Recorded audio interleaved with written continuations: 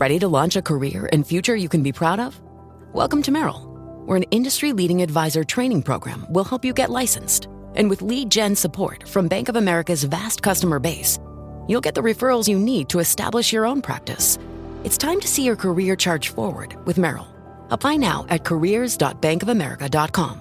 Copyright 2024 Bank of America Corporation. There's no better feeling than a personal win, and the State Farm Personal Price Plan can help you do just that. Talk to a State Farm agent today to learn how you can bundle and save with the Personal Price Plan. Like a good neighbor, State Farm is there. Prices are based on rating plans that vary by state. Coverage options are selected by the customer. Availability, amount of discounts and savings, and eligibility vary by state. Hey guys, welcome to this week's podcast episode, and I've got a really fantastic guest for you today, Fletcher Ellingson. He's the author of The Practice of Feeling Good in Business and Life. He's got a great book that I just finished reading. We're going to talk all about it. And so I'm really happy to have him on the show. So Fletcher, welcome. Hey, thanks for having me on, Chris. Appreciate the time.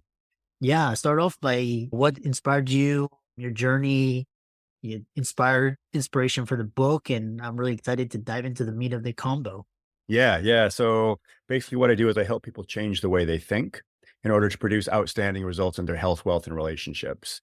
And so when we talk about changing the way we think, we're talking about laying new neural pathways in the brain, right? So we can rearrange that circuitry in the brain, if you will. And so I help people who are struggling financially or emotionally or in a relationship. And usually what is at the very core of it, every single time, is our thinking. And our thinking is this thing that is happening all of the time. And we just we're not really aware of it. I don't know if you ever heard that joke about there's two fish swimming along in the ocean, and they're just swimming along next to each other, having just a regular day. And one of them looks over at the other, says, "Hey, how's the water today?" And the other fish says, "What's water?"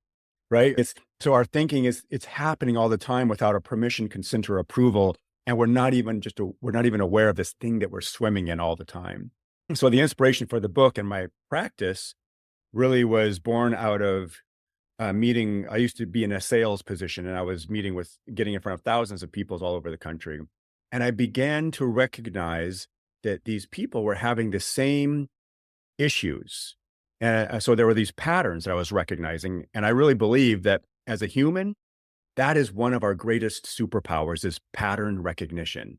And you're a physician, so you probably are aware of that. Like physicians, one of their greatest assets is their ability to recognize patterns. And so I began coaching people, and I realized that, wow, everybody thinks that they have these unique problems. They are unique, and everyone has their own spin. But at the end of the day, these issues are pretty common to all of us. And so as I began coaching people, I realized that, there's a certain methodology that if we walk a person through, they really do come out with a new and desired result that they want to have. Mm-hmm. And one of my clients one time said to me, like, "Fletcher, when are you going to write your book?" Writing a book was never on my radar. In fact, I had some limiting beliefs about that. I was like, a book? Oh my gosh, that's not possible. But then it just became this thing that kept on nudging at me. And I wanted to document some of these thoughts. And it's really like an introductory book for personal development and really intentionally upgrading your thinking. Yeah, one thing that was really interesting was when I was reading the book, was really sparked, was this idea that you can upgrade your belief system. And basically just how I always have this mantra of always continuous improvement every year. You got to get better, which is interesting. Like your thinking is like software. A lot of people say positive psychology, but how do you maintain practice of feeling good when, like, for example, we had COVID and we got a recession and interest rates and we got wars, and I'm like, how do you maintain this sense of, how do you deal with it? That is such an excellent question. Thank you for asking it.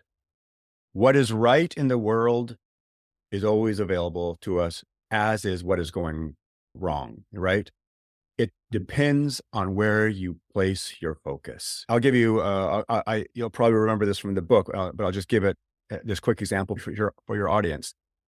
Imagine you're going to a movie theater to watch this movie that's been advertising. You're like, oh, I really want to see that. You've been waiting for a couple months, and it finally arrives to your town, and you go in there and you grab your popcorn and your drink, and you're waiting for the movie to start.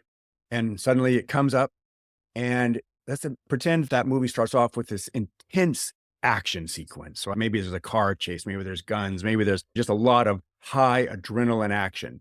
Well, at that moment in time, you're not even eating your popcorn or drinking your soda. You are like glued to the screen. You're probably not even reclined. You're probably sitting up slightly forward towards the screen.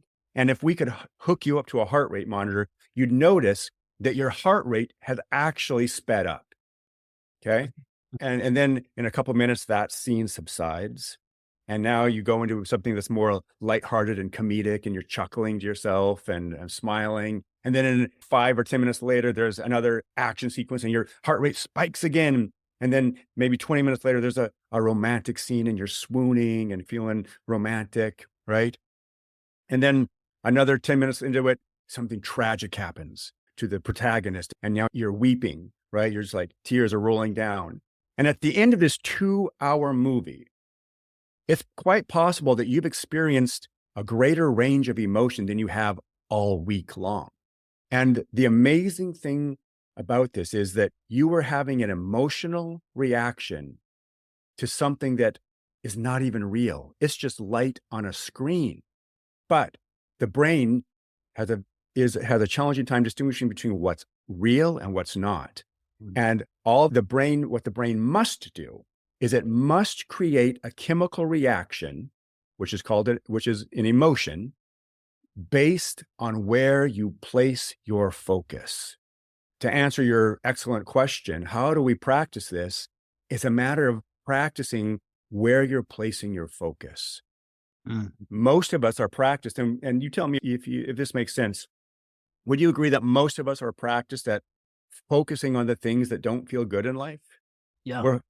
We're focused on what's not working. We're focused on the guy or the driver who cuts us off suddenly, or what's not going well politically, or what's not going well in the family, or what's not going well in the weather. We're practiced at focusing on all of these things, and the brain doesn't care what you're focused on. Its job simply is to create a chemical reaction that aligns with the thing you're focused on. And so the opportunity, and it's a very exciting opportunity, is to learn how to begin to feel good on demand by becoming intentional about where we're placing our focus. Chris, years ago, I used to wake up early, and the first thing I do is I'd turn on the radio and listen to the news. Okay, I thought I was being informed and it was responsible of me. And then in 10 minutes, you get just an earful of what's going wrong in the world. Who died, who got killed, who got shot up, who fires, all this kind of stuff. And then what would I do? I would go into the kitchen where my wife was preparing her tea or breakfast. And I would say, babe, you're never going to believe what I just heard. So I would dump all of this poison into her world. And she's, babe, why are you telling me all this? I said, aren't you outraged about it? It came to my attention that, oh my gosh, I'm starting my day off with adrenaline and cortisol at high levels. I don't feel good. And it's because of what I was focused on. So years ago, I cut out listening to the news, and that was one of the best decisions. Now, some people say, but Fletcher, don't you want to stay informed? You know what? We have so many ways of getting content that's important to us. The content that I want is important to me. It finds its way to me. I don't need to start my day off with all the terrible things that are going on in the world. And that was a great decision for me, by the way. Yeah.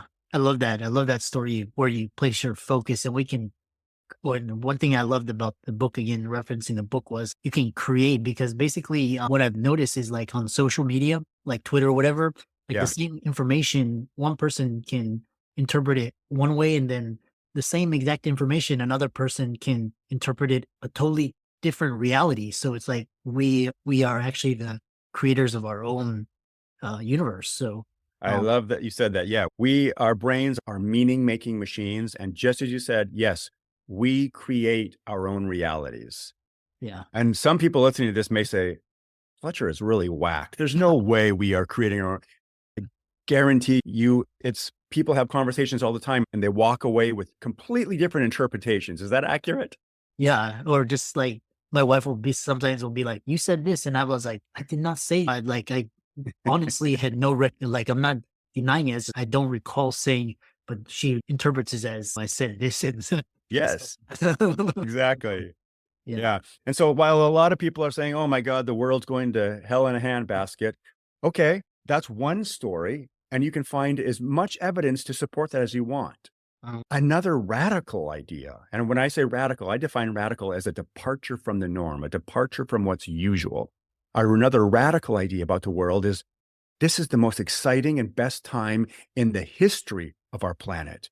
We have access to more food. We have access to greater medical care. We have access to more knowledge and wisdom, more experience, more travel. We have greater experience to more awareness than ever before. This is the greatest time in history.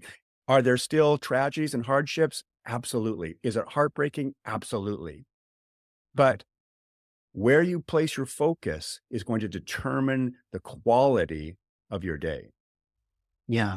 The other thing that I get quite often is we'll talk about the glass ceiling, but we all experience emotional trauma, and just people that really experience like either war or they got their house destroyed or they got to leave a country or rape or abuse or just racism, all these things. Like, how do you make sense of that? And how does someone recover from these extremely traumatic experiences? Man, that is a good question. First of all, yeah, absolutely. When people go through devastating traumas like that, my sincere desire is that they have access to professional help, right? People who are going to help them process their thinking. But again, it all comes down to thinking. If you've read the book by Viktor Frankl, Man's Search for Meaning, right? Here's somebody who's in the worst case scenario of his life finds beauty. Now, I'm not saying that's easy. I'm not saying I could do it, but it goes to show that, again, it comes down to our thinking. Look at Nelson Mandela, who was locked away for a quarter of a century in prison. If that had been me, I would have come out there and I would have wanted revenge. I would have wanted vengeance. I would have been calling for an uprising. But here he comes out and his commitment is greater than ever to create a sense of peace. Same thing with Gandhi, right? Here he is. He's been beaten to an inch of his life multiple times. People hate him, people dying around him.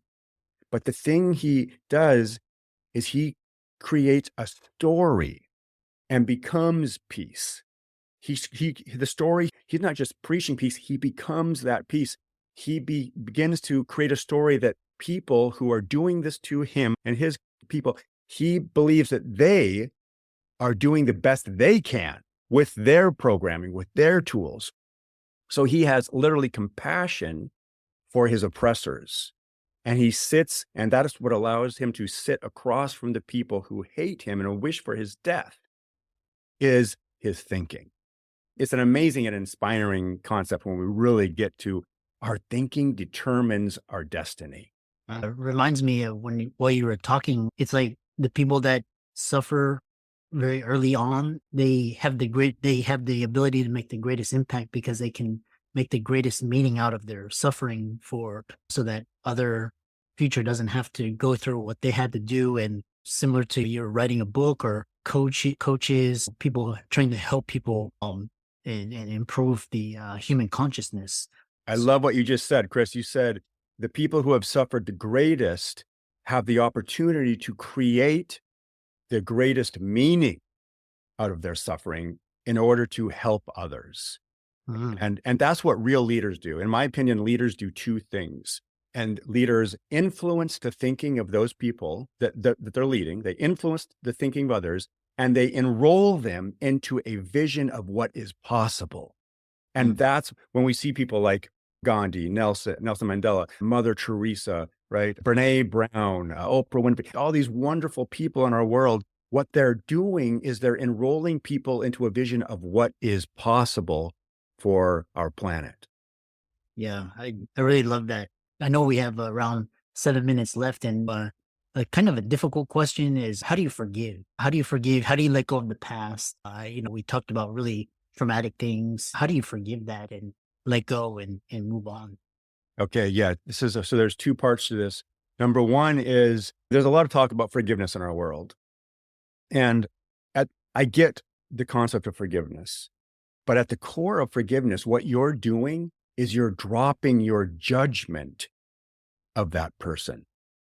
You're dropping your judgment. When we forgive, we stop judging. So we could get rid of the need for forgiveness if we simply stopped judging so much. Now, but people are saying, oh, but Fletcher, be realistic. That person stole money from me. That person oppressed me. That person injured me. I get it.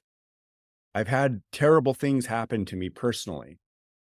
And for years judged the heck out of them. And guess what? Those people weren't in my life and I was still suffering. Why was I suffering? Because my judgment was keeping me in the path. My judgment was poisoning me.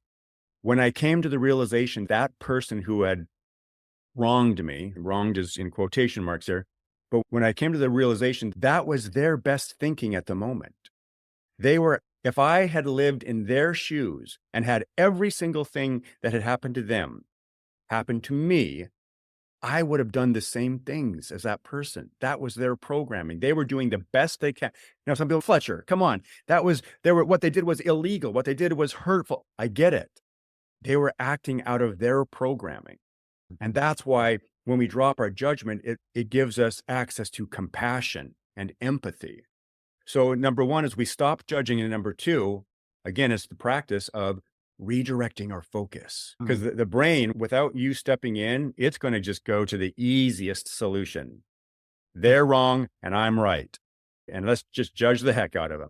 That's what the brain is going to do. We're conditioned to do that. We have to get radical. Again, a departure from the norm. We have to step in and say, where do I want to place my focus? What do I want to believe about this situation? What meaning can I bring to this situation?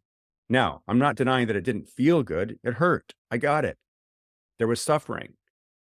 But what do I want to, out of this situation, what do I want to create that serves instead of hinders and injures? Yeah, I really love that. Dropping the judgment, and it's really very useful. And then the other kind of question, because we're a business entrepreneurship and a lot of the audience are success minded, and we always hear about this glass ceiling, and you were talking about you never thought you had it in it to write a book, and people are up for a promotion or kind of you talk about winning the big game, and kind of their old negative programming holds them back. How do you defeat self-sabotage and also break to the next level?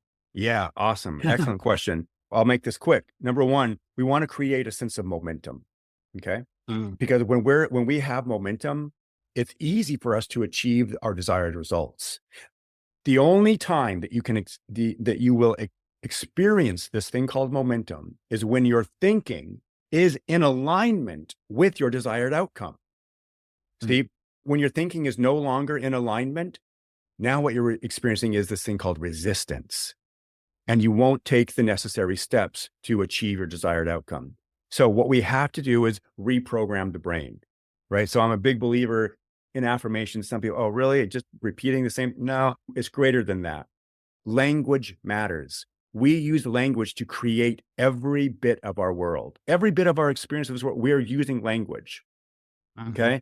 When you didn't have the job that you currently have, you used language to get it. You literally made a declaration at one point, I'm leaving this job and I'm going to get another job. It couldn't have happened without language. So we have to really tap into the power of language and realize that. So when the person says, gosh, I want to make $500,000, and you can say that, but then listen to the internal monologue. Come on, get real, Fletcher. That's not possible. You've never come close to that. That language it takes you out of momentum. And so what do we have to do?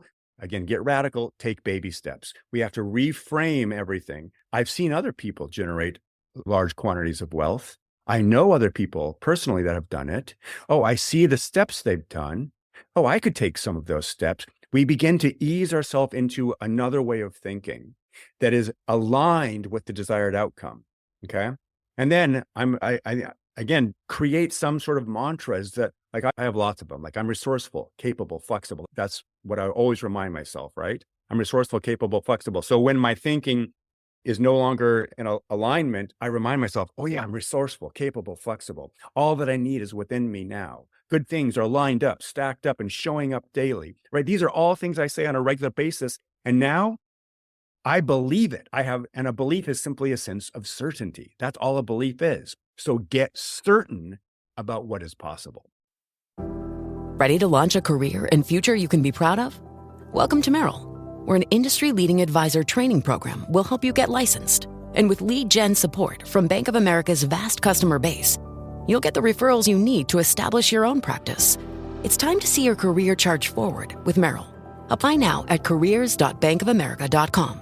Copyright 2024 Bank of America Corporation.